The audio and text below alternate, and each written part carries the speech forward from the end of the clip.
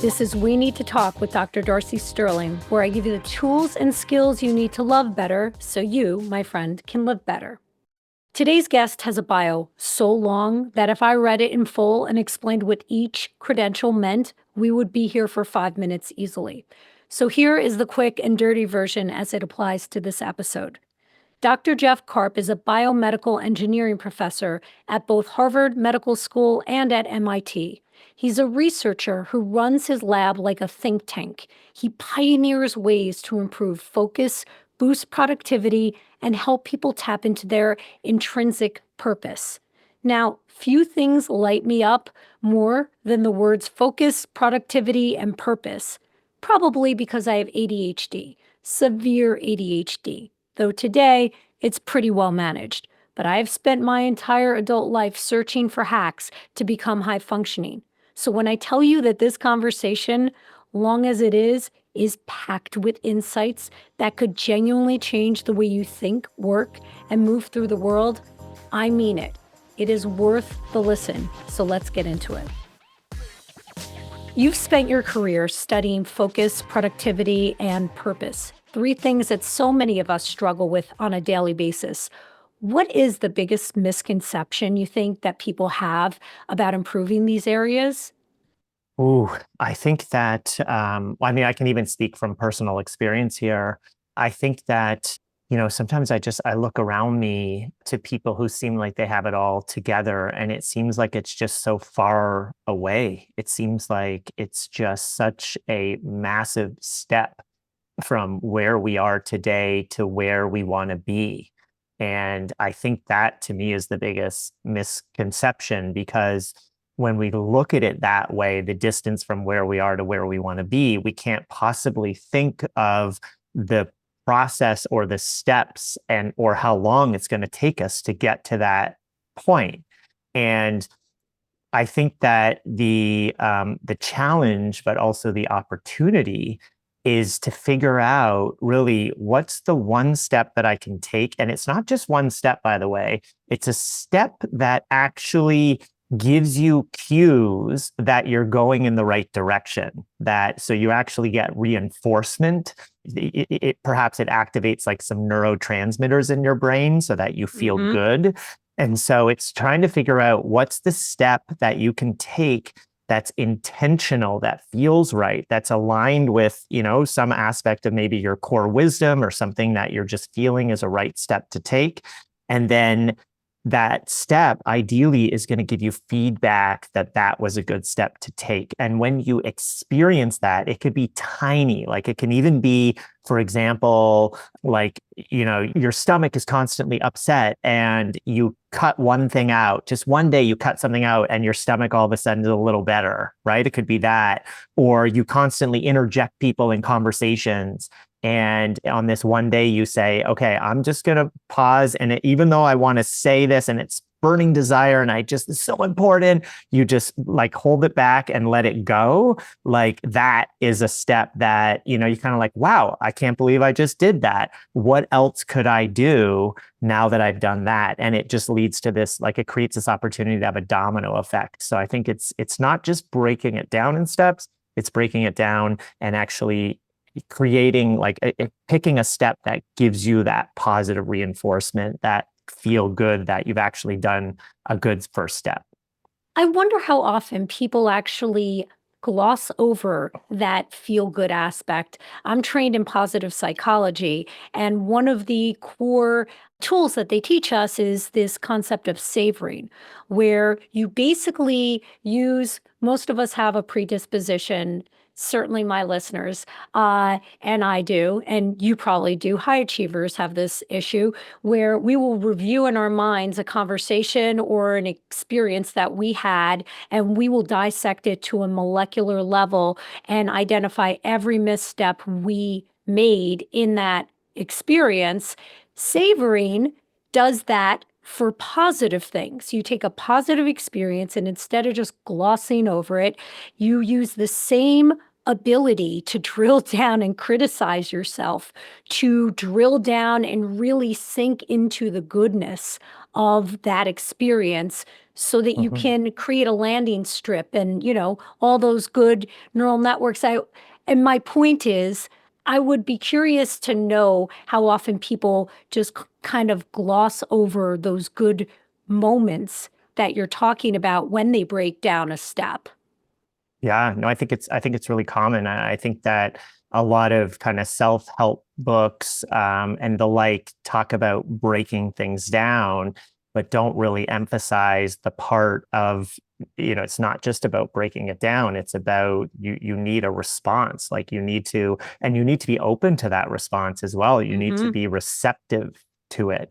And one of the things that I noticed actually, I've encountered a lot of challenges and failures and setbacks in my life, and we can go through.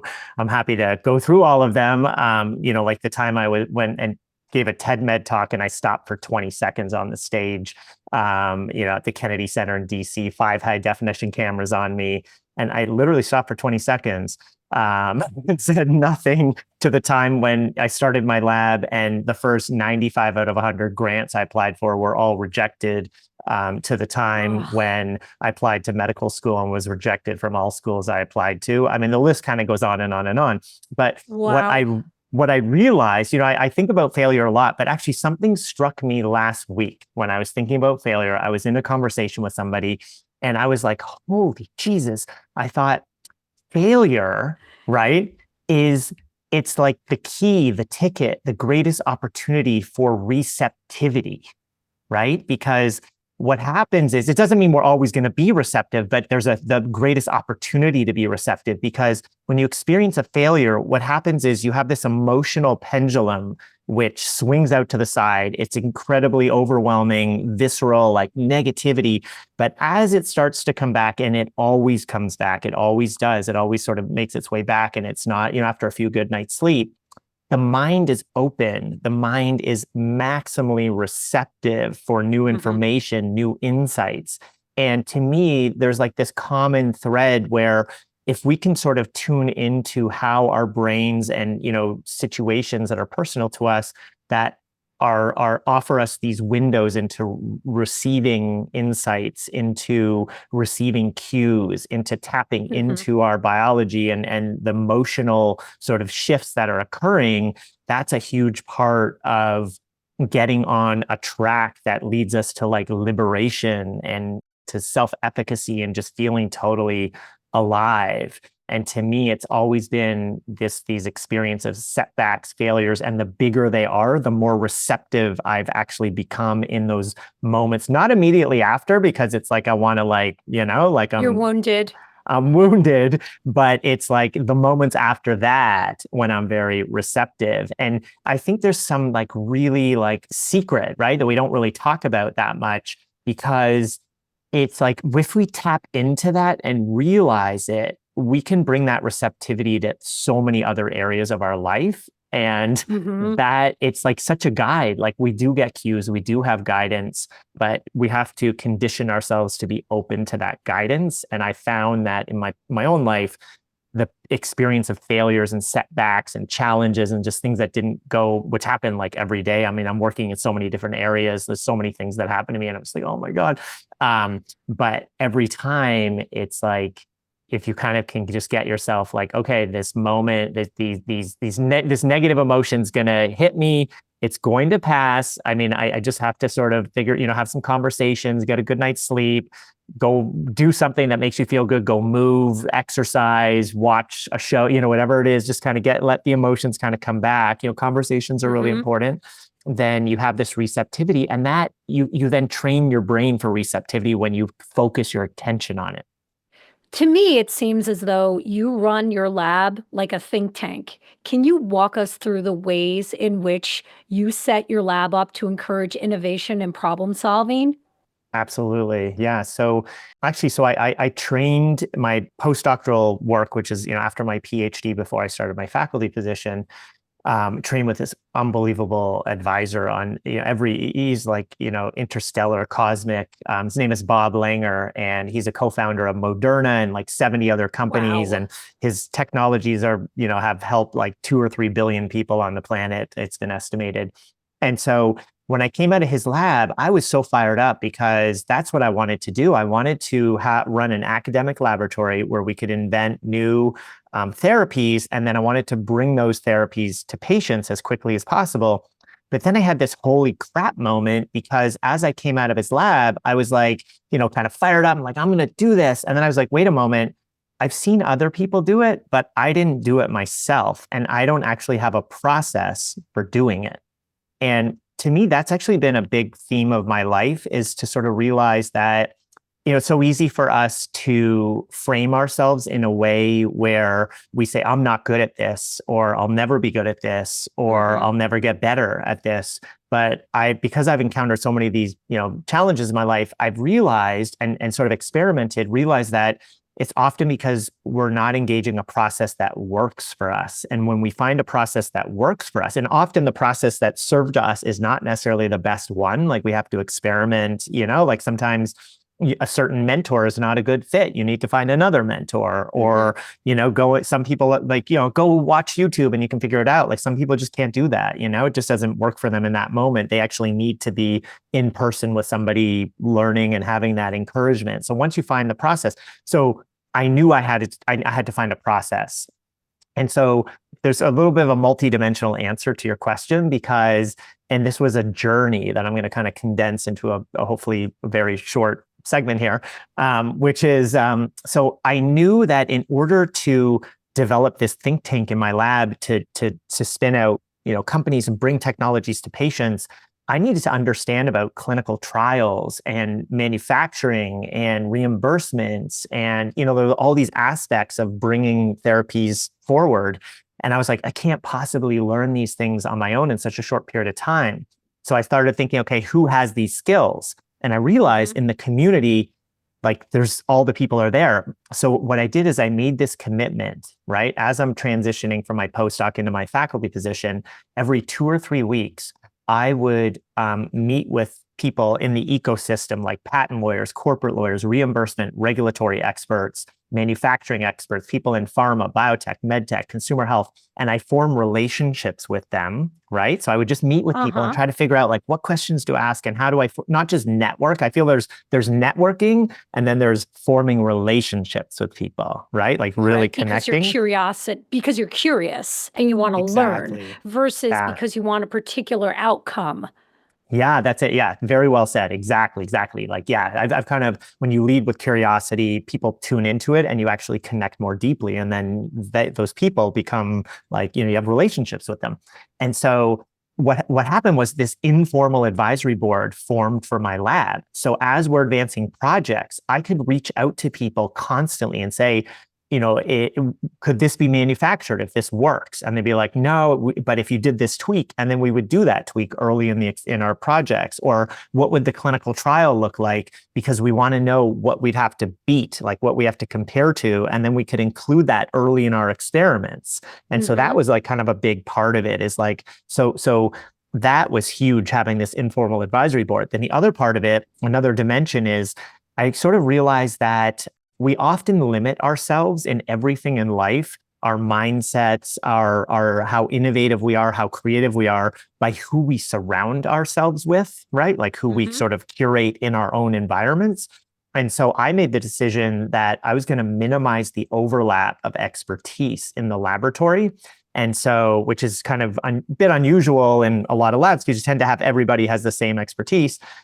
So we had a gastrointestinal surgeon in the lab, a cardiac surgeon, a dentist. We've had immunologists, biologists, material scientists, chemists, like constantly changing. And the reason is that it's like maximizing the superpower of diversity, right? Because now in the lab, we have people who cover all these different fields. We've also had people from 30 different countries. So people are exposed to different education systems. They think differently. Wow. They have different intuition. And so now we have diversity in tools that we have accessible, like in the lab. So now we can expand the possible tools we can use as we advance our science. And then our different ways of thinking, different ways of connecting things. And I think that it creates a little bit of friction as well I when was people have. just going to ask. You're You gonna ask can't that. tell me that this does not create friction. This is why most people want to surround themselves with echoes. Not saying that we're all like, but we do tend to surround ourselves with like-minded people. We don't want the friction. So what happens in the lab when there is that friction? Well, so the thing is that what I've tried to do is sort of curate this environment to maximize the potential that that friction leads to advances, right? So what will happen is that, you know, when you have like a mechanical engineer with a chemist and a material scientist and a biologist and a doctor, a clinician, a surgeon, and you align people around a common goal. Like here's a problem. This affects a lot of patients. It's very painful. There's nothing that works. And collectively, if we all come together, we have a good chance of making a big advance here, but we need everybody and we need you to figure out how to talk to each other and how to listen. And what starts happening is that people then, because it creates a community effect, right, with a purpose that everyone's aligned around, people are now willing to engage the friction for the common cause, right? And it's like That's so great. Yeah. You give them a purpose. You give them a reason, a motivational reason to push past the momentary discomfort that arises with differences. Mm-hmm. Absolutely. And so they tap into their intrinsic motivation. I love that. And by the way, on a personal level too, right? Like I'm on this path to fill more moments with intention, right, in my life, and that's actually what this book that I wrote, Lit Life Ignition Tools, is all about. Like it's like on ramps to intentionality. And so one of the things I noticed is there's like a direct parallel of what we're discussing is that yes, if we surround ourselves with the same, we get into this comfort space. But the problem is that it actually contracts our minds. The ability for us to shift mindsets, right, actually is reduced. And it's really, in my opinion, my experience, our ability to shift our mindset from one to another actually enables this liberation. It enables us to frame things in new ways that then make sense to us. And then we can go on our lives without them weighing us down, right? Like we all have had experienced trauma. And I think we kind of seek for ways to, how do we understand it? How do we fit it into the puzzle of our minds and our lives? And I think the more open-minded we are, the more we're able to look at things from different angles, different mindsets. And I almost envision in my mind like a dial. And it's like each mindset's like a click, click, click. And then when everything clicks, it's like you're able to then move forward in a way that you weren't able to before.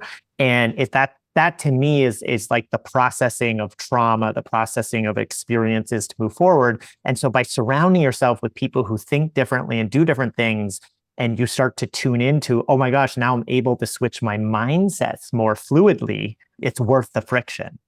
And can you tell people, I probably should have phrased or folded this into the question. Can you just tell our listeners what goes on in your lab? Like what problems does your lab solve for? Like there are a million things that you do.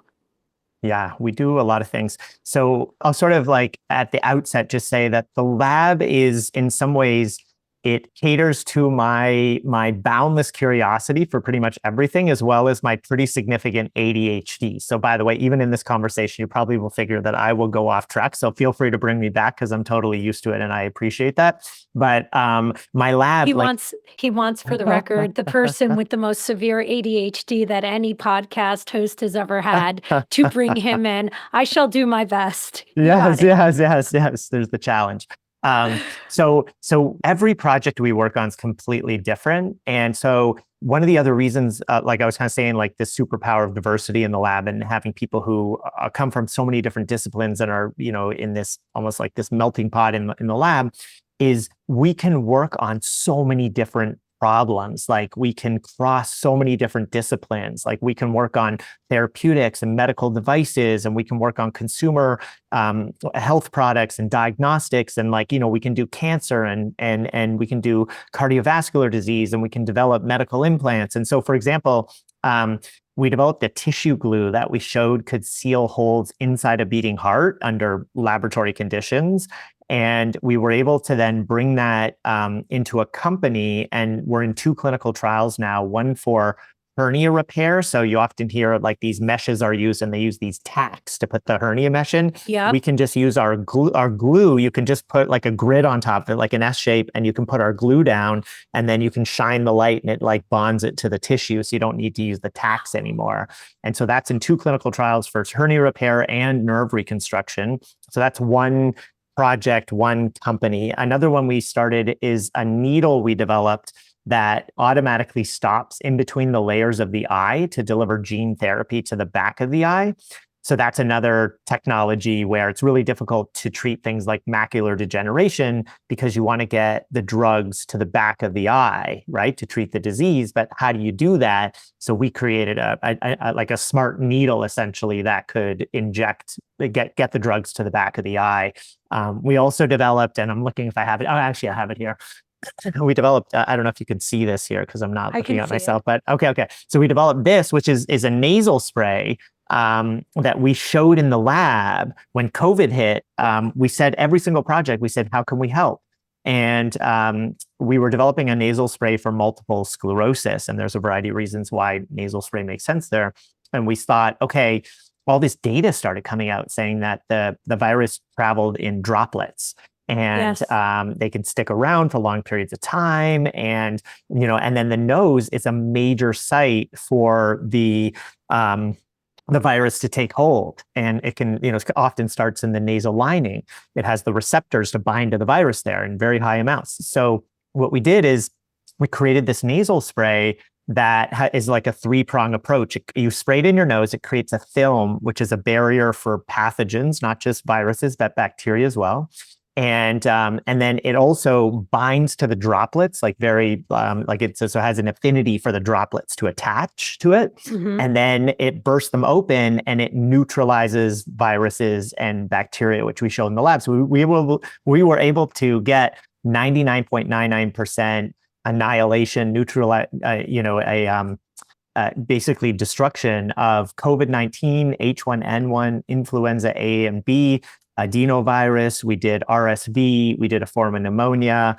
And then we published these results in a really amazing peer-reviewed journal, and we started a company to then bring this as a consumer product, because in the lab, the other part of the lab, like kind of going back to the think tank, we really think deeply about how can we bring technologies to patients as quickly as possible. And we just started a clinical study on this, but our thought was if we pick safe agents that already exist in nasal sprays, then we'd be able to bring this to market quickly as a consumer product. And then we could do, so get it out there and people could use it. And, it's been deemed safe by the regulatory advisors we work with, and all the agents already exist in nasal sprays and the like. So, but now we're doing sort of the more rigorous human studies to back up, and so there's, a lot of people now who are using this. So those are just a few examples, but I could go on and on. I mean, we're literally working in cancer therapeutics, arthritis. We have a technology to target the brain for Alzheimer's that we're working on. So yeah, a lot of different things. How did you ever nail down a research project for your PhD? Literally. Yeah. Oh my God. What a great question. Oh my, I don't know if anyone's ever asked me that question. No one's asked me that. Takes one with ADD to know one. It was brutal. Right? I almost didn't make it. Like I felt like I really thought I was going to get kicked out of the program because I was not able to put a proposal together. Like I would taking me far too long, for more than anyone else.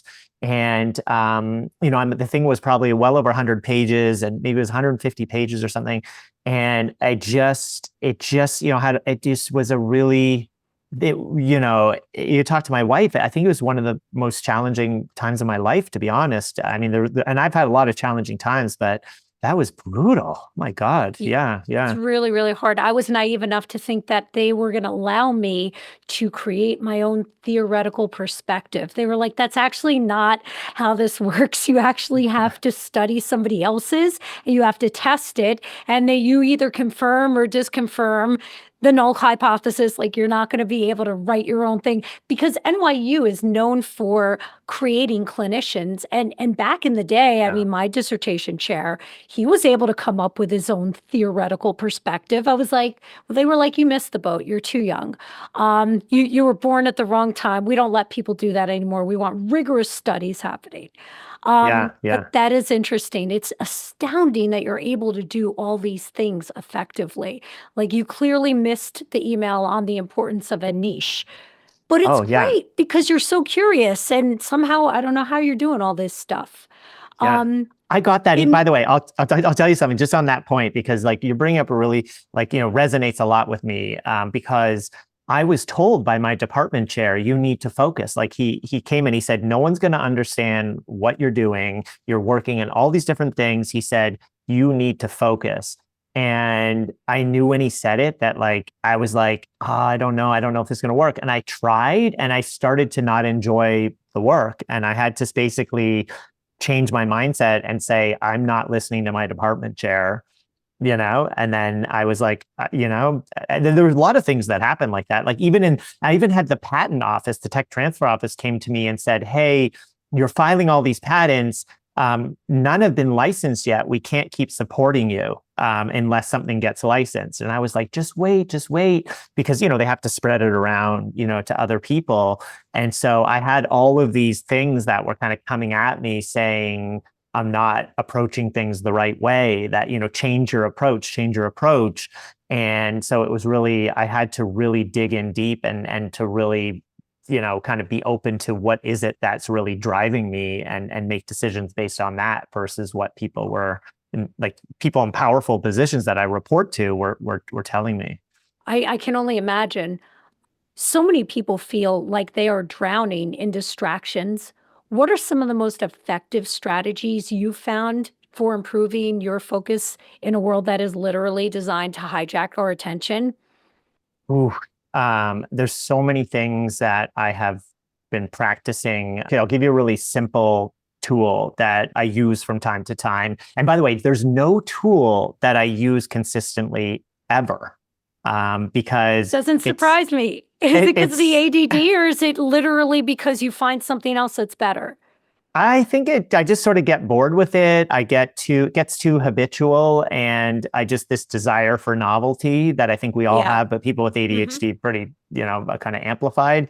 And then I also feel like often the tool we choose to use or the practice or the ritual gets in the way eventually of the intention of, right? So it's like, if I feel I have to, starts to feel like a chore, then it actually can be disruptive, it can Yeah. be even worse than not having it. So one of the things that I do is I'll write the word distraction on a piece of paper, right? And I circle it.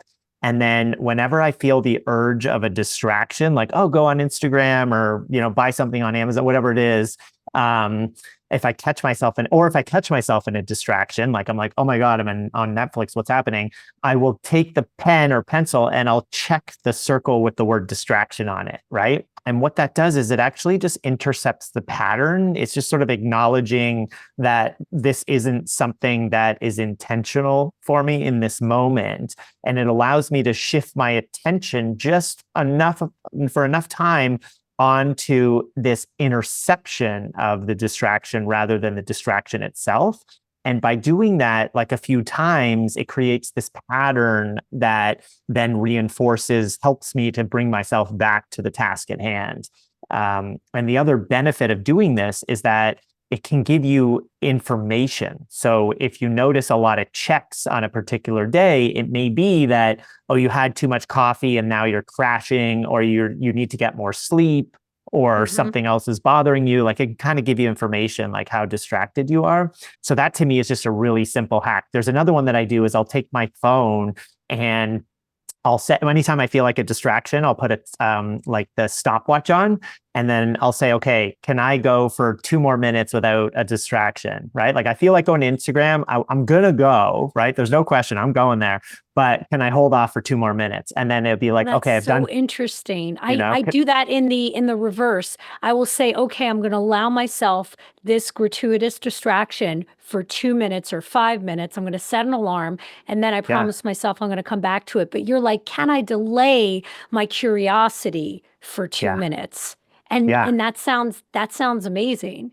Yeah, I mean, so to me, like all these things are great. Like you got to, it's sort of like trying things because certain things will work better in certain times. But what I found with this as well is that the distraction actually, it's almost like I kind of pictured it on a graph. Like it's sort of like it like goes up, it's like heightened, heightened, heightened. Like it's like the pull, right? The graph is like the y-axis, like the pull. And it's like, Yep. oh, I feel it, feel it, feel it. But if I can just delay a little bit, then it starts to come down and the force also like the force comes down, right? The pull. So I don't, if I can delay it like 4 or 5 minutes, I may not even feel like that. I'd be like, I don't need the distraction, right? I can So keep good. going. Yeah, yeah. So that's another thing I do. There's also an app. My sister's a psychologist and child psychologist in Ottawa, and she uses this app called Flora with the children. And what it is that there's like a plant, and it's specific to distractions on your phone. But if you go to Instagram, the plant dies. Like it's like so it's like you set it up to be like, okay, I want to work for 25 minutes, and if you do, the plant grows. But then if you go on your phone and do something else, the plant starts to die. That's So that's another. amazing. Yeah, yeah, yeah. That's That's pretty. really amazing. Now, I'm Yeah. just curious, coming back to your ways to bring yourself back to attention, did you ever or do you ever struggle with the internal judgment that sometimes comes with people like you and me who have off the charts ADD and have been penalized throughout our lives? We'll get to that a little later, for having our learning differences. Do you struggle with the negative internal dialogue or the shaming, the internal shaming Oh that can yeah. sometimes accompany it? Yeah. I think part of the shaming is it's because these voices in our minds, right? Like people who have shamed us before, like I used to get all these labels like lost cause, lazy, troublemaker, all these things, right? And I've just been shamed, like they almost like people telling me that I'm not working hard enough, but I feel like I'm working way harder than everyone else because I'm trying to Mhm. figure it out. I'm trying to figure out how to fit in. I'm trying to figure out like the teacher asks something and I see every question as being vague. Like it doesn't, like I just see like, I'm trying to figure out like, oh, I see 5 answers to this question, but I don't know which one the teacher wants. So I'm trying to figure that out. And so I feel like Yeah. I've been shamed so many times when I'm trying to figure something out for being lazy or not working hard enough or not trying, like there's this sort of misinterpretation. And then I think that all of that stays with us in our minds and becomes the voices in our head that then shames us later on. It almost trains us to shame ourselves. It creates Yep. this like habit, this pattern of shaming. And so, yeah, that's been huge with me because it's almost like there's a way to do it. I'm not doing it. I'm not getting done what other people are getting done in this amount of time. And I want to sort of really emphasize coming back to before this, like opening my mind. Like one of the things I practice today, which is I think so relevant here, is, and this is just recent. Like I'm always practicing like new things, but I tune into when I feel my mind contracting.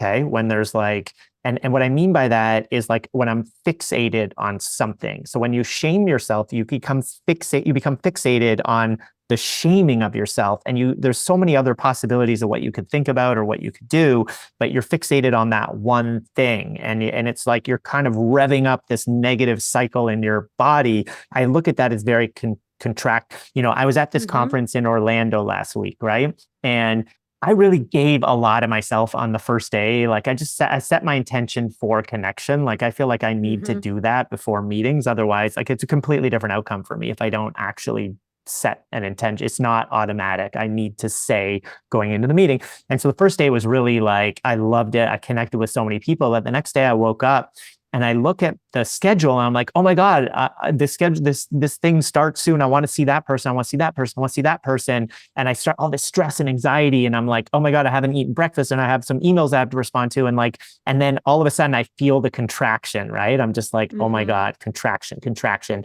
And what I try to do is I try to flip it. And I say, when I feel contraction, I want my mind to flip to more expansive thoughts, to more expansive, like sort of presence, And so I start thinking to myself, okay, I feel this pull. Is there a way to change this to an expansive moment? And so what I'll do is I said when I was in Orlando, I was like, you know what, Jeff? I said, you know, yes, if you go to these sessions, it's going to be great and you're going to learn things, but the stuff you need to do is still going to need to get done. And by the end of the day, I'm still going to need to then stay up super late and do it. And so I sort of said, you know what, like if I just sit here peacefully and just do the things and just let it flow, and I'm going to get there, I'm going to have more great interactions today, everything's going to go great. It starts to like expand away from this contraction, right? And I was able to then just stay in my hotel room for a couple hours. And I was like, I made it okay to miss the sessions that I really wanted to get to, because it Mm-hmm. wasn't like a life or death thing. It was more of just an interest and like, I don't know if I'll see these people again, blah, blah, blah. So to me, I just feel like the shame, there's so many, it's like shame is one part of it, but like we can just sort of sense when our mind is contracting down to like a one possibility, and then we can sort of find ways to just push back on it. And so when I start to shame myself, I start to realize like, wait, how is this helping me? Like, how is this like, and then I start thinking like, okay, these are the voices of other people. And I would rather just flow through my day. And yes, maybe I'll stay up another hour or two, later than I thought, but I'll just at least like I'll be in this good mental state, and I don't need to bring all this anxiety, because anxiety and stress, like it's so bad for your body if you constantly exposed to it, like oxidative stress and your mutations in your cells, and like let Mm-hmm. alone all the brain things that are happening. Like your whole body is like, I think we're sort of wired in a way where we can encounter stress, and a certain amount of stress is healthy, but beyond that, it just starts eating away at us. And so we need to have strategies to push back on that and sort of reconcile the shame and find ways to push beyond it, and have conversations with others to get their sense of what works for them, and have the support of the community as well as we're going through this. Yeah, I will sometimes remind myself that like when one of my pets does a bad thing, they Mm, know. My yeah, animals are so smart. They definitely know when they do something that they shouldn't do or that didn't work out right.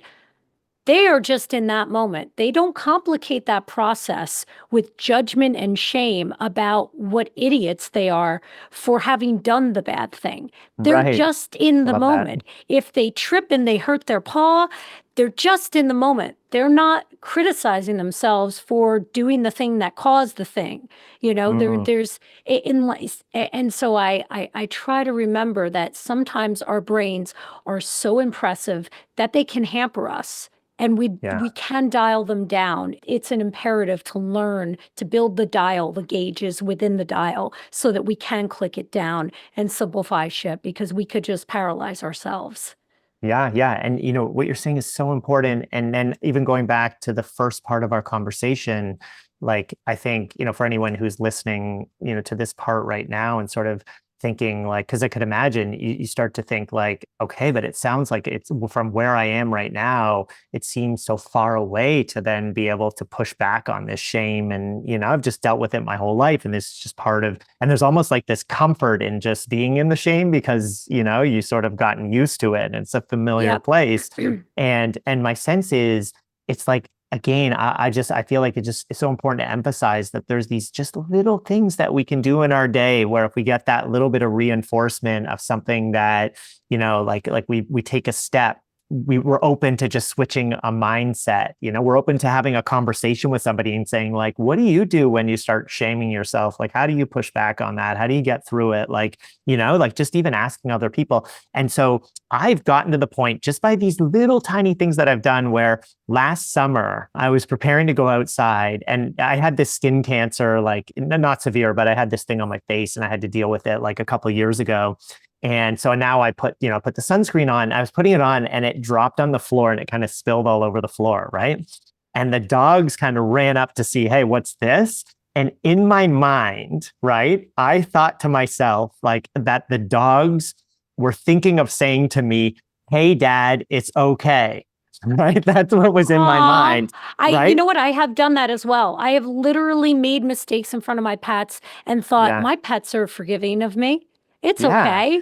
They Like, don't think this is a big deal.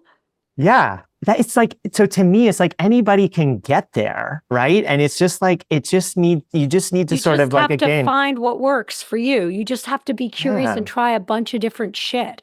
Yeah, yeah. Like it's almost like I think every moment in our day is an opportunity to be intentional. And if we're just intentional literally for like 5 seconds in our day, if we find one thing in our day to be intentional with, like, oh, I really reach for those French fries and today I'm not going to have them, or that sweetener in my coffee, one day I'm just not going to have, I can deal without it, right? Like just that one, it could be tiny, right? Or like, I'm not going to interrupt somebody, or I'm going to speak to somebody I don't usually speak to, or, whatever it is. And you do it, it creates this path to do it in other areas. And then this cumulative effect, it opens up this path towards liberation and feeling amazing. It really does. And to get to these mindsets where you can do something that you normally would be like, oh my God, what the heck did I do? To you can look at your pets and your pets are like saying like, hey, it's not a big deal. Like you could, like everybody can get there. A lot of high achievers rely on brute force, like just pushing harder to become more productive. I myself have been guilty of doing that for decades. What do you think about that approach? Yeah, I've used that approach in many areas of my life. Like if we go back to, I was talking about these grants, like when I started my laboratory, I only had 3 years of funding, and 2.5 years or so in, most grants I applied for, I'd failed. And there was a initial part of it where it was just brute force. It was literally like, okay, I failed. I just got to write another one. I failed. I got to write another one. And so I feel like sometimes that's just part of the process, like in the beginning, just to kind of, like it might be. And again, there's different ways of thinking about this depending on the situation. But for me, it was almost like that was my gateway to something better, right? Because that's Hmm. how I started. And then all these negative things came in. And then all of a sudden, I was like, I'd be so negative. Like when the grant rejections, like I've been punched in the face and I felt like horrible. But then I noticed this rhythm of where the emotions started to come back, the emotional pendulum came back, and this openness. And I started to realize, wait a moment, there's all these reviews, all these comments I'm getting on the grants. And my initial reaction is like, they don't know what they're talking about, or they missed something I said, blah, blah, blah. But then I start you kind of have an after the rain moment, if you can just let the emotions subside a bit. And then I was like, wait a moment, they're trying to school me on how to write grants. They're And trying to so guide you. they're trying to guide me. So it kind of went from this like brute force, like just get them out there, submit as many as I can, just like blah, blah, blah. But then because I had taken that step, because I had then encountered some resistance in that approach, and then I was sort of able to have that, it's kind of like it got to the point where my wife was like, are you sure this is the right career for you? Because like every week I'd come home with a grant rejection. Right. And then I It's felt like that miserable. actually, that fueled the brute force even more, right? Because like Hmm. I've just You're had, going to prove them wrong. I'm going to You're going prove to them prove wrong, them prove wrong. them wrong. But what happened is that even though it kind of sounds like maybe that brute force, isn't helpful, it kind of was because then it got me to the point where I encountered so much resistance because of it, that the resistance then stopped me and allowed me to reflect and find a better way, right? And I think that I don't know why this is coming in my mind, but I feel like let's say when we're sick, right? When we're not feeling well, we can fight it, right? We're like, oh, I hate being sick. It's so terrible. I'm going to miss this. I'm going to miss that. I'm going to miss this. But I found, like, again, when I'm not feeling well, it's almost like I'm more present than usual, like deeply, like way more present, right? And it's like I can reflect because things kind of slow down and I'm able And to your reflect. worldview gets more narrow. You like when Yeah, you're in pain, for example, it's amazing how pain. I had yeah. shingles a couple summers ago. Oh my God, yeah, It's yeah, astounding how small your world gets when you are in tons of pain. yeah. And I think it's almost like the ability to tap into how we view the world actually changes, kind of contracts and expands based on our experiences. I think that it connects to this brute force approach because Mhm. often when you're doing the brute force, you're sort of seeing things very narrowly. But if it's not, sometimes it works. Like that can be really useful for a lot of situations. But often in my situation, you encounter resistance, but that resistance can become the ultimate teacher. So Right. that's how I look at it. Yeah. Sounds like a yes and answer. Like, yes, Yes. brute force can both be helpful and productive. It can be limiting. It depends. And actually, one thing to throw in there that I just think is so important because in today's society, there's so much focus on the individual. And I think that it's like, there's this weird thing in academia, by the way, that is just to me didn't make any sense. But like, as I was coming out of my training, they said to me, all these mentors said, don't work with your previous advisor. Don't do any I work with heard the them. same thing. I heard Right. the same thing. Don't And apply to be a professor at your graduating school. They will not hire you. They're looking for people from the yeah. outside. Yeah. And to me, that is fueling the fire of individuality, right? Which then takes us away from the community. Because to me, if I step back and say, okay, we want to try to create a cure for this type of cancer, and if I'm going to collaborate with my previous advisor, we're going to have a much higher chance of doing that than me working on my own. But here I'm being told I need to work on my own to show that I can do it on my own in the absence of a community. It's Oh, sort of I like, see. They wanted you to right? work on it on your own. They didn't just think that your advisor was the wrong person for you. Yeah, like it's sort of like you want to show that you can do it without the people who trained you, you know what I mean? But yet in many situations, like my postdoc advisor has, he's done so many amazing things. The chance of me developing something incredible, it skyrockets if I work with him, right? And so Yeah, it's that like, makes so so much sense. yeah, I also want to sort of shed some light on the sense of like if the brute force thing can become a problem if we do it in isolation, right? Like it's so Mm. important to be connected and to have that community and to work with others, because then we can support each other in sort of that type of approach. But if we're doing it on our own independently and we're not connecting with our community, it can have a real big negative toll on our mental health and our physical health. Support for this episode comes from Mindful Care. Right now, it feels like the cracks in our society have grown deeper. Political polarization, economic uncertainty, and constant stress can leave anyone feeling stuck. Mindful Care offers same-day access to expert clinicians and personalized treatments to help you feel like yourself again. And they accept all types of insurance, so support is just a call or a text away. Contact Mindful Care at 516-505-7200 or visit mindful.care to book your appointment today. You talk a lot about tapping into our intrinsic motivation. So I am curious, how do we even know if we're aligned with our purpose? And for people who don't even know what their purpose is, how can they find out? Purpose is something I've been thinking a lot about recently. Even this conference that I was at in Orlando, I think everybody has their sort of own relationship with purpose. And I think that purpose can be really helpful in many situations because it gives us a North Star to strive for. But I think that in some ways, purpose can also be arbitrary and can also be a construct that can limit us, right? So, like, for Hmm. example, if I think about nature, right, I always like to kind of go back and think about the natural world. And if we said, okay, well, what's the purpose of nature, right? it's not so easy to necessarily, I mean, you could say survival, but that's not really fulfilling, right? To say that the purpose is survival.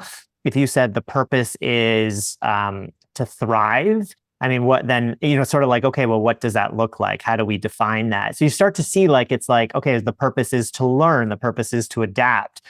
To me, again, it's sort of, it's getting closer, but it's still something missing from that. And it's almost like, what's the meaning of life, right? Like, it's like kind of answering Right. that kind of a That's very question. big. Yeah, That's it's really big. right. It's really big. Yeah. So it's huge.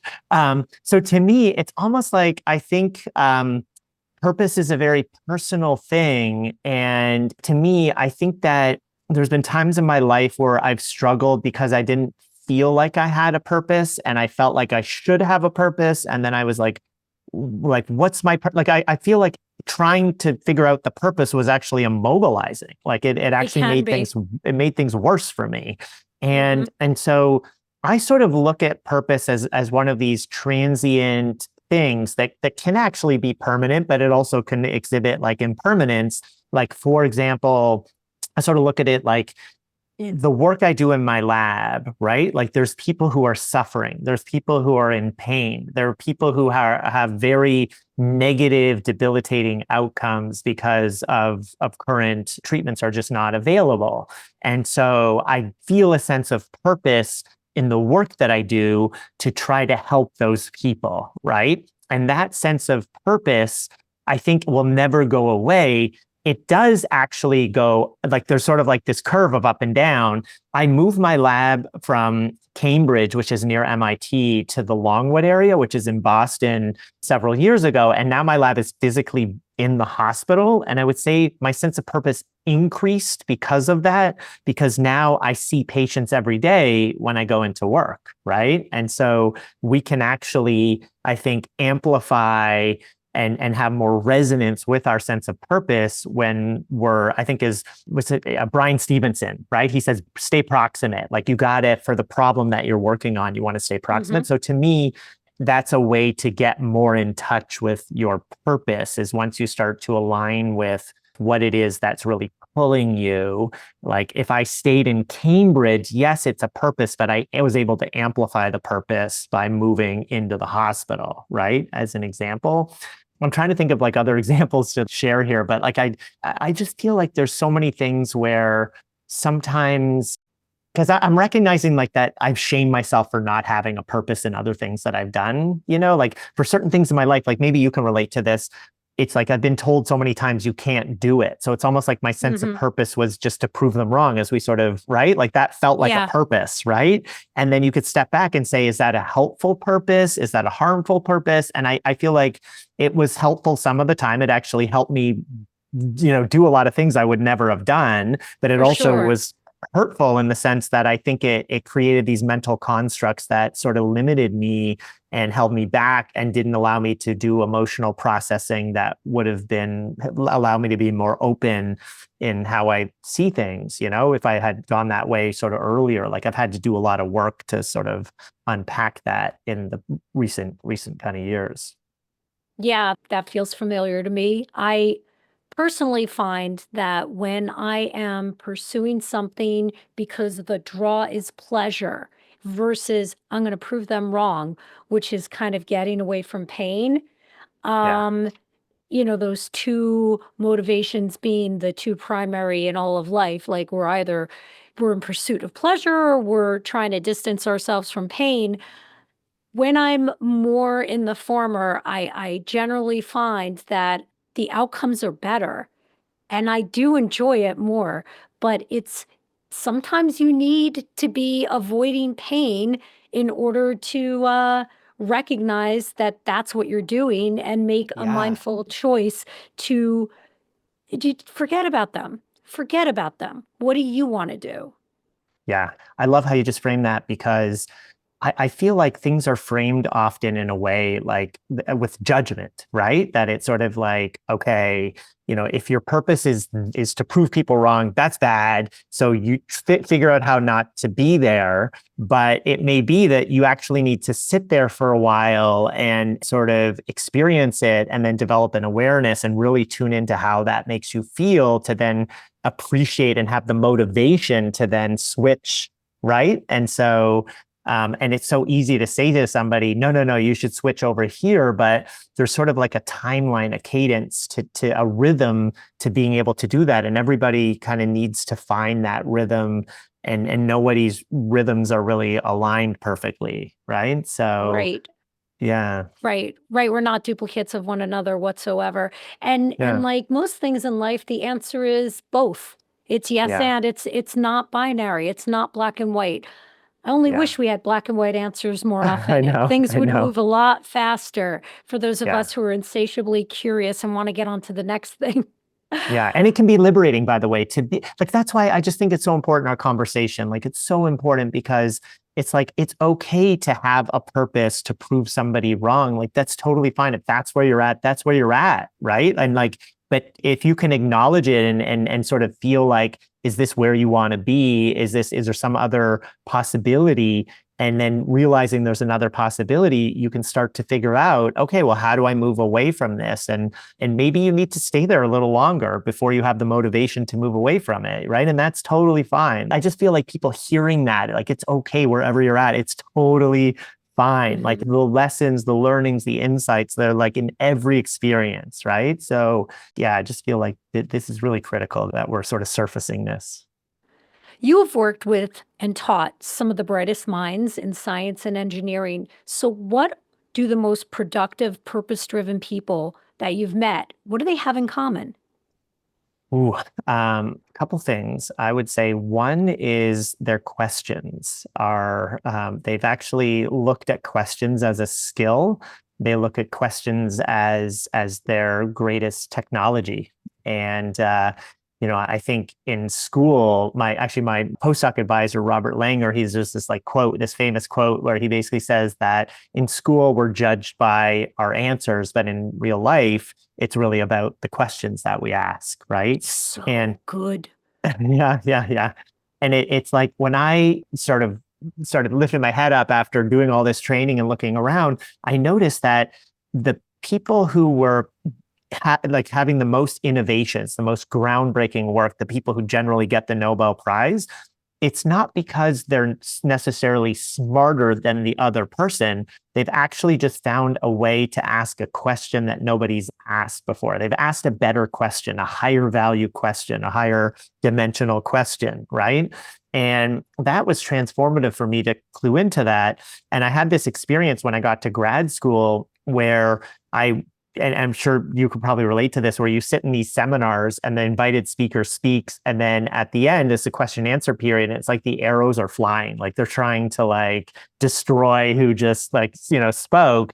And the questions that are being asked are just mind blowing. Like some of them are just cutting right to the heart of what the person just said. And I was sitting there in grad school at University of Toronto thinking like, why aren't these questions coming to me? Right? Like, why, like, what's wrong with me? Like, I'm not Meaning, why asking. aren't you thinking of these Yeah. questions yourself? Yeah. They weren't coming to me at all. And so what I did was I thought, okay, what's the process I could engage to ask these kinds of questions? And so what I did was the next seminar that I went to, everyone was focused on what the speaker was saying, but I was focused on something completely different. I was focused on the questions people were asking, and I wrote them all down for weeks and weeks. I just wrote questions down. And then after like 6 weeks, 8 weeks, whatever it was, I went through the questions, and then next day I went through, and all of a sudden it was like a light bulb moment. I could categorize the questions into 4 or 5 different categories. And all of a Mhm. sudden I knew the rationale behind the questions. Like one big bucket was the experiment actually set up properly? Like sometimes if you get faulty data, if you didn't run a good Right. experiment, right? Or Garbage in, garbage out. garbage in, garbage out. Or did the speaker overstate their conclusions? Did the data actually support what they're saying? Often the answer is no. And so there are a lot of questions about that, and like questions about the importance of what they're saying. Is it really important, or is it just sort of incremental and not that useful. And then there were 4 or 5 categories. As soon as I figured that out, it was like, boom, I went to the next seminar and I was thinking of the questions that everybody else was thinking of, and I had my detective hat on. And so questioning is a skill that we can get better at regardless of where we're at. And by the way, that's a tool right there that I shared, which is like, if you want to get better at asking questions, just try this, go through your day and just say, I'm going to be on alert for one question that someone asks today, that whether you observe it or they ask you, and a question that really I think is a great question, and write it down, and then just focus your attention on it for a little bit and try to understand the rationale behind why that person asked that question and why you really liked it. And then you try to ask that question the next day or the next week, whatever it is. And all of a sudden you get on this path for engaging a process for raising your innovation, your creativity, your engagement of the world. Because when you ask people questions, you connect with them. And then when you listen, you deepen the connection. So it's not just to innovate and be creative, it's actually to connect with people. And it helps you to lead with, like people always say, like, lead with curiosity. But how do you do that? In my experience, you do that by asking different questions and tuning into the answers and listening and, so. Yeah.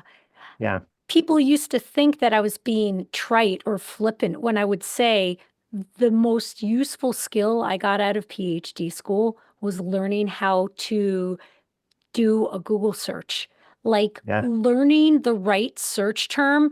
I mean, AI has come a very long way in the last 5 or 10 years, but it is one of the biggest reasons I've gotten as far as I've gotten, because I can get to the answers that I'm looking for because I know how to phrase questions, and then I know which words to switch around when I'm not getting the results that I'm looking for.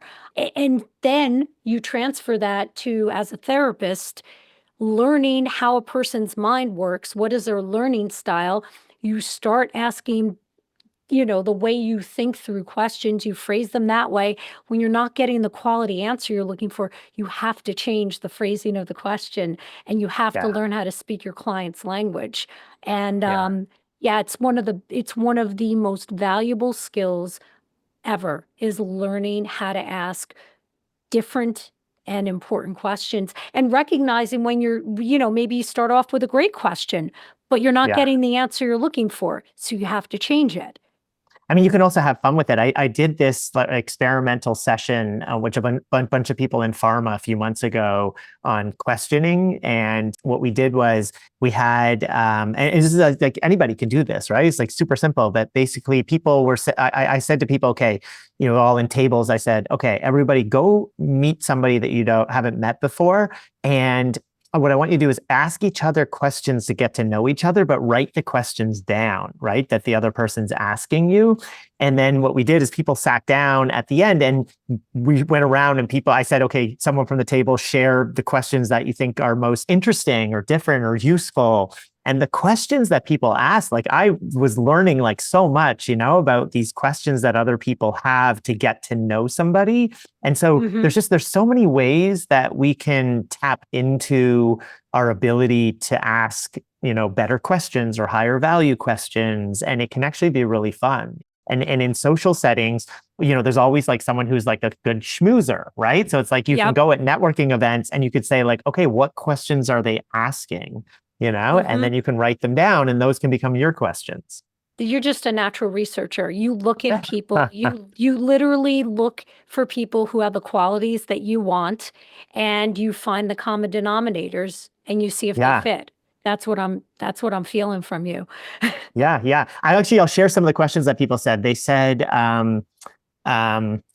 what's a job you could have chosen, right? Like, is that such a great question? Like, like you went on this path, what was another path that you were considering, right? Like because it's so interesting, right? Like to hear someone's story about how they chose this path versus that path.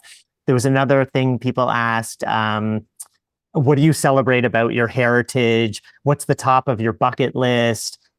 What's your favorite smell? That was one of the other questions that someone asked. I know, isn't that amazing? Wow. Yeah. Wow. That is so, I would never think to ask people that. Yeah. So someone had asked that question. Smell? What's your favorite smell? But it's like, look at that, right? Like in this moment, right? Like it's like every moment we have this opportunity to fire up our brains, right? To kind of get us so going and infuse fresh energy. And all it takes is like just asking somebody, like, okay, what are some of the questions you like to ask? You know what I mean? Like it's just so simple, right? But yet it's just a matter of finding ways to engage that. And I think when we do that, it just lights us up, it lights the people around us up, Are you a makes it natural better. optimist? Well, I think I would say that I don't know. I think it's one of these things, right? Okay, this is my personal belief, is that when somebody has encountered so many setbacks in their life, right? And really had like when early in elementary school, like I would be exhausted coming home. I'd be demoralized. I'd feel like an alien for not fitting in, all these things. But I had like a few people that supported me, and there's this community effect. There were a couple teachers, just a very small number, and my parents. And they would say like, don't live your labels. Like, they said, my mom even would say to me like, oh, you have superpowers. And I'm like, Mom, what are you talking about? Like, I'm a D student. How do I have superpowers? Right? Like, where are they? Show me. But she kept saying it. And then I just feel like just because I had that support right through these challenging times. And then my mom went up against the school board because they didn't want to do anything. She made a file of everything the teachers had ever written or said about me. And she went to the school board and demanded that they take a look at my file. And after going through like an hour and a half and getting halfway through, they gave me the stamp so I could get accommodations, extra time and help. Mm-hmm. And then my grades went from C's and D's to A's. And then I still struggled. I still felt like I had to work 2 or 3 times harder than everybody else, Yep. for years and years. And no one really got it. Why are you not going out? Why are you not joining us here and there? I just had to work. Like You got to I put had in to. double the amount of I hours as double the everyone amount of else. hours. But I feel like because of I embraced this community, and I was fortunate to have this community and have like a few key supporters that helped get me through it. And now I've been like really focusing on doing, and I was having a conversation with today, like we talk doing the work, right? Like, is that really a Mm-hmm. good way to frame it? Like, I think there's a better way to frame it. We should try to figure that out. But like, we'll just say doing the work. But I focus a lot on doing the work. There's this liberating, I just feel like we can bring out the optimism we all have it, in us. And we can bring it out by just engaging these tiny little moments, these sparks, like just activating these sparks throughout our day.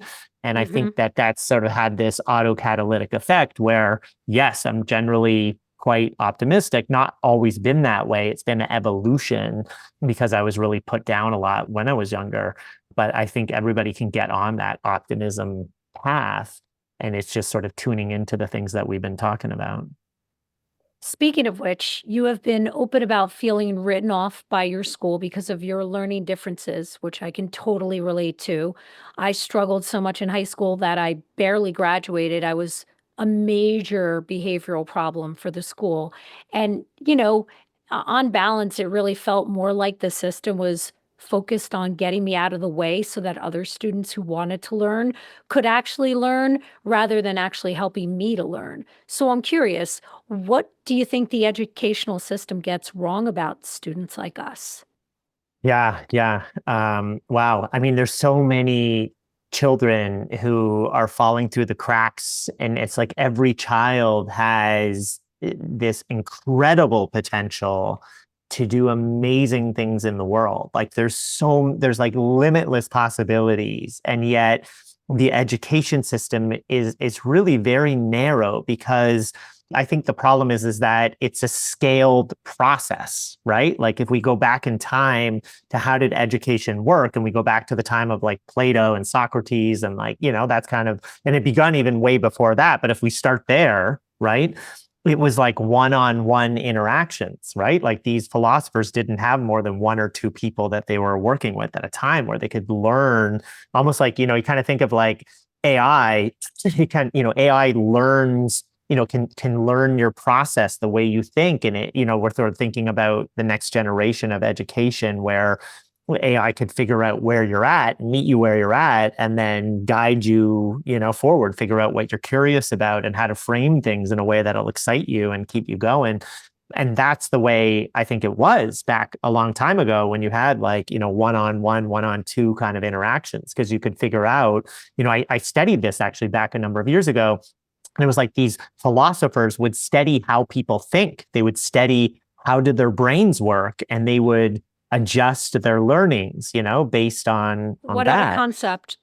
And then, right, incredible, right? And then if you fast forward to today, we have this high throughput scaled model of education where there's one teacher in a classroom, there's 30, 40, I don't know how many, a lot of kids, right, who are all different in how they process things.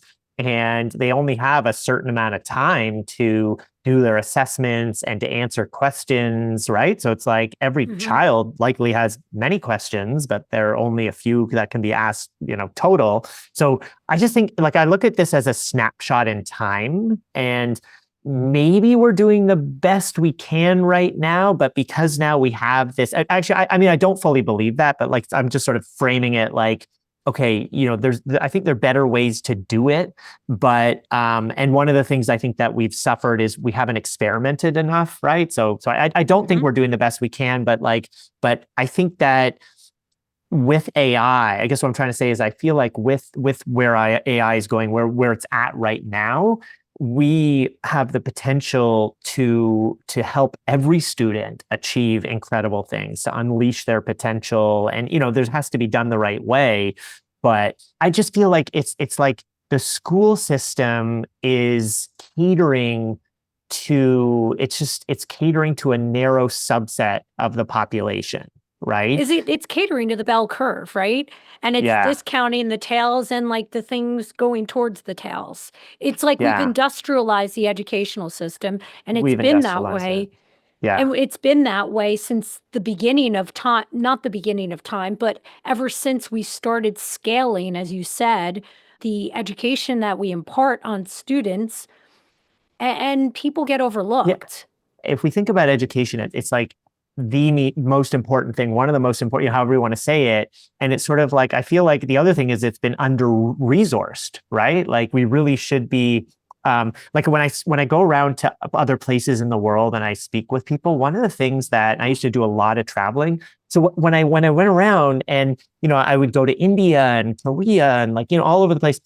And what was remarkable to me is that the people would tell me, they'd say, we spend majority of our earnings, right, after food and, the essential things like, maintaining our homes, on our children's education. Like they would actually take a massive part of what they made every year and get extra tutoring and extra, like it was just because it was like this sense of like how important it was. It was the most important thing for the family, right? Because it's like, it was especially like people who, were struggling, and like, it was sort of like, this is our way out. This is our way to really to have more stability in our lives and all these things. And I think of like when we look at education, let's say in the United States, it's just so under-resourced. And then also it's interesting because it's a different psychology. It's a different, I don't know, I'm trying to like reconcile all of these things. Like there's so many pressures on us that we can't really afford to put our funds. A lot of people can't afford to right? And I don't know. There's so many thoughts that are coming up in my mind. I wrote this article on DEI recently, right? And it's like, there's so many dimensions that are important for us to think about because so I'm on the review committee for Harvard Medical School, like MD PhDs, right? And I get this, there's unconscious bias training we take every year. And they told us that, one of the things I didn't never clued into this before. No one ever told me that they said, imagine a grandparent of an applicant, like in the 1950s or whatever it was, and they weren't allowed to enter college, like they couldn't go. So, and then imagine that then they don't have the connections, the network, the opportunities. Right. And then that filters through to their children and then to their children. Like it keeps going transcending, right? It's intergenerational disadvantage. It's intergenerational. And now they said, imagine that person has to write the MCAT, and you look at their score and their score is lower, like the standardized test lower than others, and you're going to judge them and sort of put them in the don't admit pile. But you have to realize that, maybe they are working 3 jobs and they're Literally. helping to take care of their family. And it was all because of these terrible ways that people were treated in the past, right?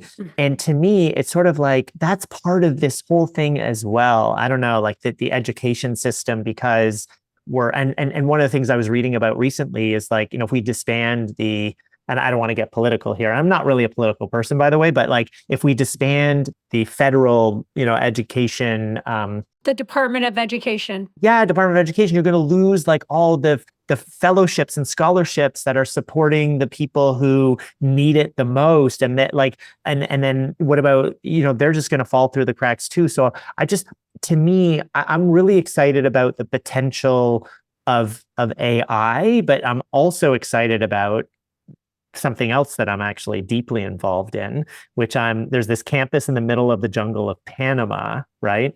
That called Geoversity, right? Shut up. I was just in Costa Rica and they told me all about the number of species specific, world population of species that are specific to Costa Rica, which is the neighboring country to Panama. I am a quarter Panamanian. Tell me all about this school. No way. Oh my God.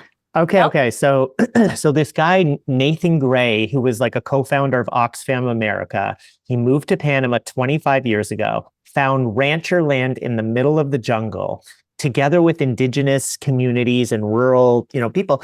He planted 500,000 trees, and because it's in the mountains, the rainfall came back. The trees actually control rainfall. The rivers started to flow more, and all the biodiversity came back. All of it, right? Oh my goodness. Like what happened to the earth during the 3 weeks of lockdown in the top of the pandemic? Everything got better.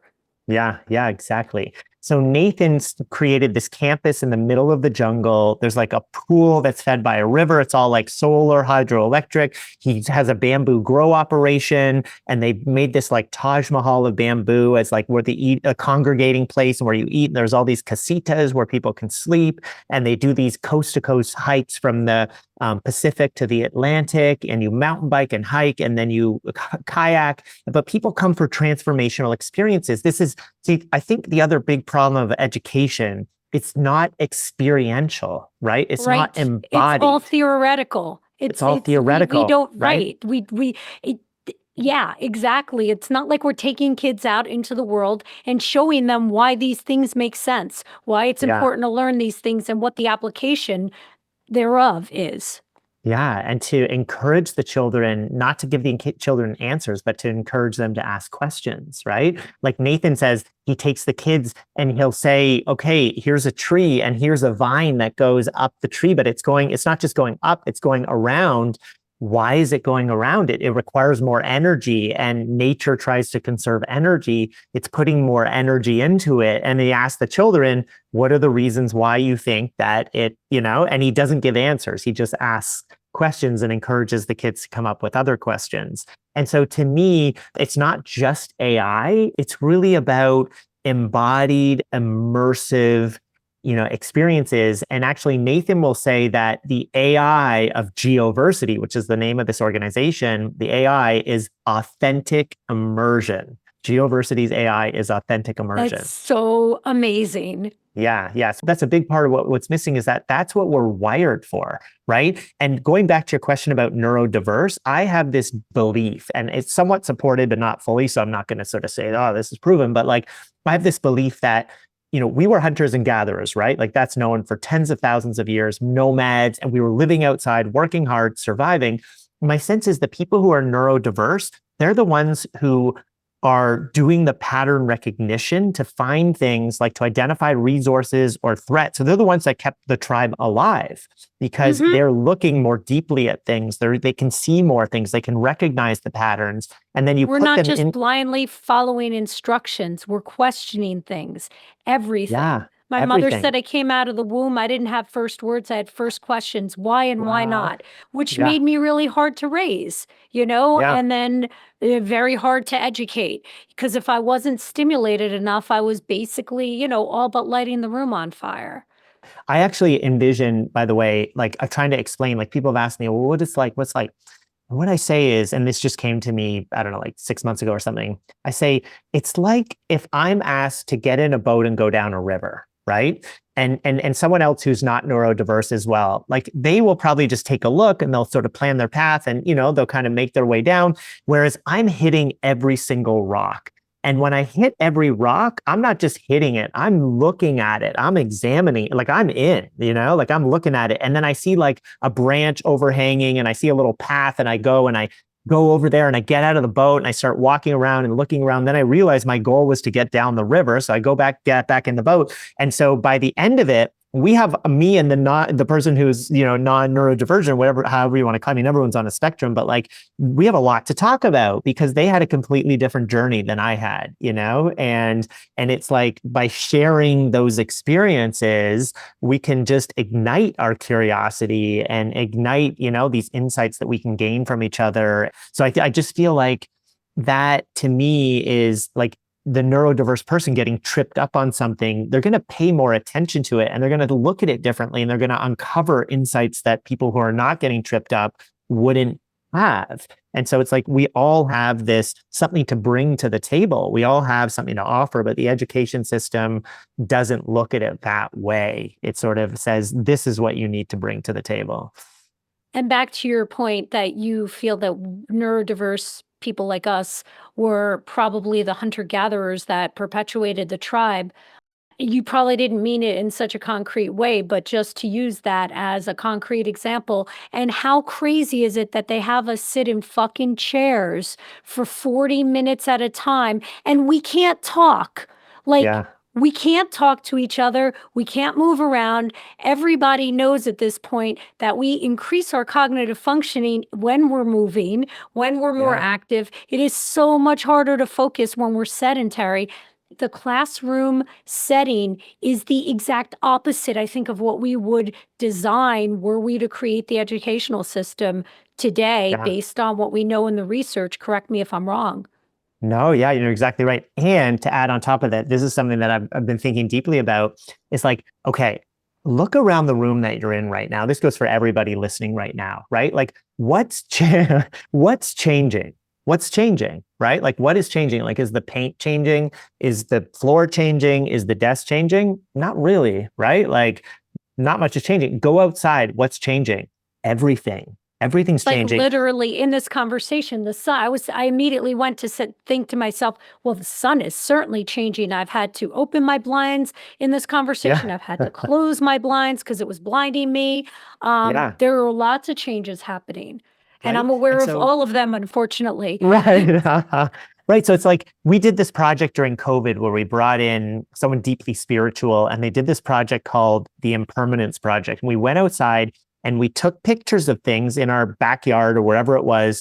And we take a picture of a flower, a piece of grass, or whatever it was. You pause for a moment, you try to connect with it, and then you go back the next day and take a picture, or later that day, and it's pointed in a different direction. It's changed. The flowers change color. Like, you know, things are changing. Like everything outside is changing. And so not only are we not able to ask questions for 40 minutes and, you know, blah, blah, blah, but we also are in an environment where there's no nuances. Like outside, there's nuances everywhere. There's things to like captivate us and to think about and to bring us in. And like, you know, the trees are like waving and the winds go, you know, it's like the birds are like, it's like all sorts of things going on. But in these sterile environments where we exist, it's like it's dulling everything. It's dulling our curiosity, our creativity. It's like flattening our imagination, you know, And like isn't it's that precisely why they have us in these little compartments called classrooms? Because it's easier to manage the classroom. If yeah. they brought us out into the world, we would be harder to corral, no? Well, I would say yes. And on that point, and maybe this is like kind of maybe the most sort of like pessimistic thing I've said in this conversation, right? Let's say, right? Is It's that gone darker outside of the here we go. conversation. Yeah, yeah, yeah. The sun goes down and I'm like, Earth. No, it's like basically, I think that the big corporations, right? Those are the ones, the big corporations are really pulling the strings. They're serving us the algorithms of what to buy, how to act, what to say, all these things. The school system actually cues it up for the companies to control us like robots, because Yes. if we're outside having immersive experiences with mentors who are kind of helping us, like Nathan, to stimulate a curiosity and creative expression, as well as ask questions, we're not just going to go along with what someone serves us. We're actually going to question it more. And so I think that the education system is not only doing a disservice to the neurodiverse people, it's actually doing a disservice to everybody. And in particular, I think that, obesity and anxiety and depression and loneliness and sadness and all these epidemics that are amongst us, the education system's a big part of why that has happened, right?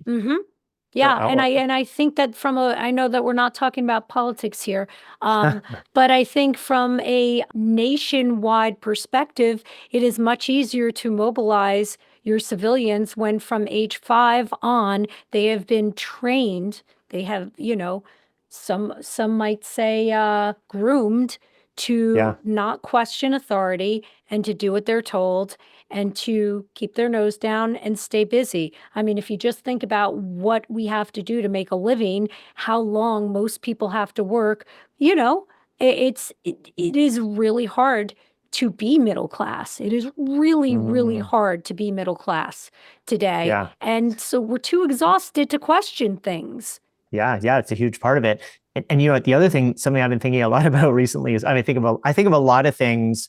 I think about a lot of new things recently, always, right? So, so magical thinking, right? So magical thinking is where we, let's say, look at a bird, right? Before we're age 5 or 6 or whatever it is. And we think it's magical. We think it's like, as children, we look at it and we're just mystified. We're in awe. We're like, wow, like, we're just sort of like, everything is almost like a fantasy world, right? Or sort of like because we don't have a construct to be like, no, that's a bird, right? And as soon as you're told, like my friend Bridge, he'll say, as soon as we're told something's a bird, then it's not interesting. But if we were today someone was to create a bird and put it in a box, like actually engineer, make a real bird, and then you open the box and say, hey, look what I made, people will be like, oh my God, you made that? Like, that's unbelievable. But like, they're all around us, right?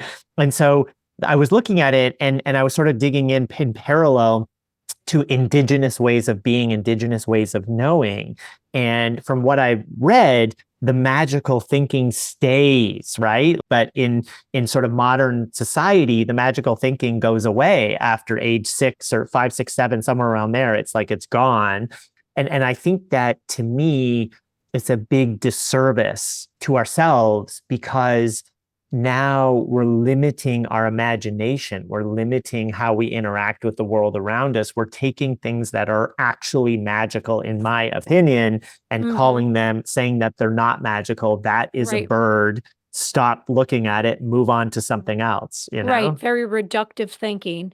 Yeah. And it robs us. It really robs us. It robs us of curiosity. It robs us of wonder. Yeah, the richness of life. And there's so many books coming out these days on wonder and awe. And like, the data is so strong that the more you can, encounter it in your day, the more positive neurotransmitters you have, like, flowing in your brain and your body, the better you're going to feel, like, all these kinds of things. So, that's one of the things I'm trying to sort of unlearn, is that's one of the things I'm practicing now. I mean, with all your degrees, I can imagine that the educational system really had some time to whack it all out of you. But you glow. You glow. Like, you glowed from the minute you said hello. So I really don't think that they were very successful. But you, Dr. Jeffrey Karp, you are successful. And not at your work, at your wonder and at your mind. And you've clearly, I don't have a problem with saying you've done the work. You've clearly invested a lot of energy in healing, making sense of the way your world was growing up, and in organizing that in a somewhat compassionate way so that you're not burdened with bitterness or anger. And you sound like you embody someone who has post-traumatic growth.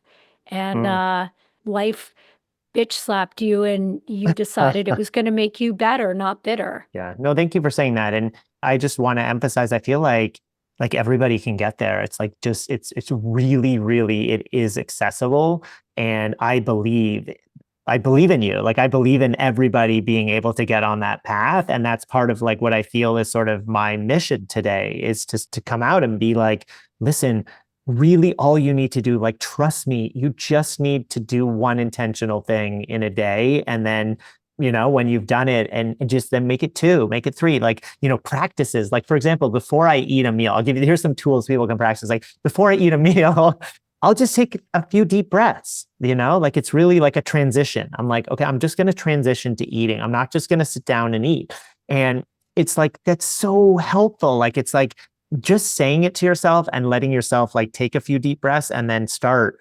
Because to me, then I can focus on what I'm eating. I can think more about it. I can think about, like, I try to look out the window when I have breakfast and I try to think about what I'm eating and that it's from there. Like it's from, like it's from Right. the earth. Like it's just so helpful to think like that and to take the opportunity to do that. When I walk through my neighborhood, I'll cycle through my senses. Like I'll just say like sight and I'll look at the texture of the bark on the trees and I'll look at the top of the trees and, just look at things. Then I'll say sound and I'll just listen for like I'm zooming into each sense, right? I'll listen to the birds or the rustling of the wind in the leaves. And then I'll say touch and I'll feel the clothes on my skin. Like if I said right now, touch, focus on touch, you kind of move, you could feel the clothes all of a sudden. You can feel your feet on the ground. Like you Can weren't totally feel the sweat under my armpits. Yes, 100%.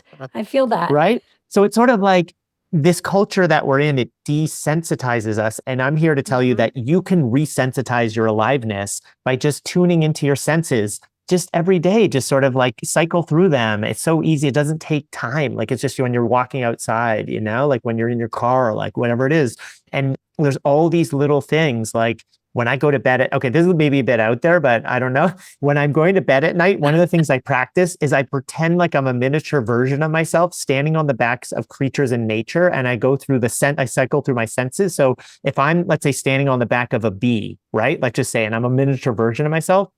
What does that feel like on my bare feet? What does the wind from the wings feel like when I'm there, right? Like as I'm trying to fall asleep, because I tend to ruminate. I feel like people with ADHD, there's just so many like, oh, that email I forgot to send and that thing I have to prepare for. And I wish I wouldn't have said this to that person. That person didn't respond to me yet. They don't like me. I overswung, blah, blah, blah, blah, blah. So I picture myself and then I think to myself, okay, what would each sense be? And like, what would I hear from the wings? What would I smell going into and out of flowers? Like, what would I be seeing, like standing on the back of a bee or a whale or an ant or a snake or whatever it is, like a monarch butterfly, like, and then what it does is it just creates, it's a mind shift, right? It's a mindset shift. And it requires a little bit of energy, just enough that if I'm tired, I fall right to sleep because I can't sustain that level of energy trying to think about the senses. And it stokes my curiosity just enough that what I was ruminating about is no longer in my mind. And it's worked really, really well. And to me, like, there's so many things we can practice in our days that are just so simple, so accessible. So like someone said to me, like, oh, I count to 100 and then back to 1 or 0 before getting out of bed, just as a grounding exercise. And, I count to 100 and I get lost like multiple times and then, whatever. But like I did that and it's actually really nice. Like, cause then later my day, I'm like, actually, I counted to 100 and I went back to 0. And that was an intentional act. Like there's just so many things like that are open and you don't have to practice it forever. Going back to what we talked about before, just try it like a couple times, a few times and just notice the shift and then try something else. Or if that worked, just keep doing it. Like, these simple things like brush your teeth with the other hand. I love that, by the way, because I suck at it, right? But then if I do it like for a week, I start to get better. And now I'm like, that's right. Wait and a moment. We're letting the other half of our body atrophy by not using it. Yeah. Yeah. For sure. And it's really important. It stimulates your brain in all different ways by doing that. I'm ambidextrous. I'm such a proponent of using both sides of my body. Yeah. These are great hacks. You've used your wandering mind to come up with some really creative ways of approaching very relatable issues that people have. And then I forget if I said this at the beginning, but like to me, the one that's just been so transformative recently is when I go into a meeting, when I go to into a group, a conference, whatever, I say to myself, yeah, my intention is for connection and Connect. it's to connect. And I pay more attention to the person. I listen more. I interrupt less. I have more meaningful things to say to them. I feel more connected. And when I was in Orlando, I actually had the opportunity to spend some time with Deepak Chopra. And Oh he my said, God. right? Of course He you said, did. he brought up this concept called, well, this thing is called limbic resonance. And there's a book that he recommended called The General Theory of Love. I think something like that. And he said limbic resonance is actually when you connect with somebody, the limbic parts of your brain actually synchronize. There's actually your biology starts to synchronize. And then that feels good. Like it really, like there's this deep synchronization of our biology that happens. And I don't know, just hearing that was like mind blowing for me because it was sort of like, I want more of that, like, right. And there's a process to get there. That's for me, just saying my intention is for connection. I mean, I'm sure different things work for different people, but for me, that's where I'm at now and it's working. And I'll tell you, like, these meetings I was at, it was like I've never connected with people like that before. Like so many, I just felt like a community, like it was like people like start looking for you. They want to be with you. They start sharing. Like somebody shared with me this amazing songwriter from England. Like she shared this like song she had wrote, and she said she never shared it with anyone before. And I was like, thank you for sharing that with me because it also shows me that like it reinforces the work that I've been doing is working, right? Like it helps me to know that I'm on the right track, that you trusted me, right? That I was listening, that I could be receptive to hear what you were, and she played it for me. And I was just like, oh my God, like this is such a special moment. And it was all because I set this intention. Right. Rather than have some sort of agenda, if you just connect, this is why I'm a relationship therapist. It's the most important work in the world. I really, really is. At the end of the day, we're going to evaluate our lives based on how well we loved and were loved. Those are the only Yeah. two things that are going to matter. You, my friend, will probably reflect on how many diseases that you cured, and please let one of them be the common cold, because it is Right. just ridiculous that we have no cure for it. And I've had it Yeah. twice this winter. It has sucked. Wow. But like literally, the most important things are going to be about loving and loved and Yeah. contribution.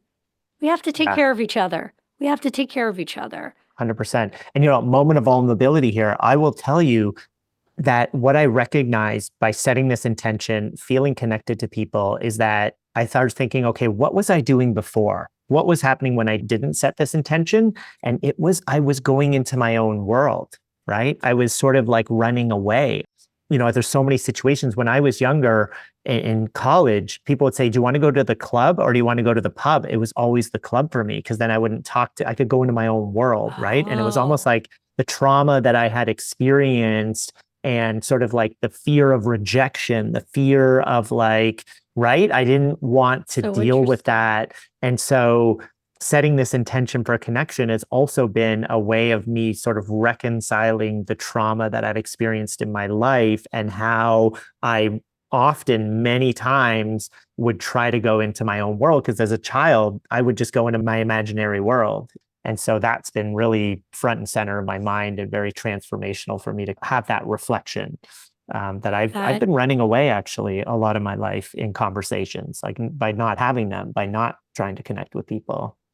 Dr. Jeffrey Karp, thank you so much for your time today. You have been a wealth, you have been an ocean of knowledge and insight. Where can people follow you or learn more about you? Sure. No, thanks for offering that up. So I have a website. It's jeffkarp.com. My last name, Karp with a K. And as soon as you log on, within a nanosecond, there's a pop-up for a newsletter. And the newsletter that I send out, I share rituals and practices that I'm experimenting with.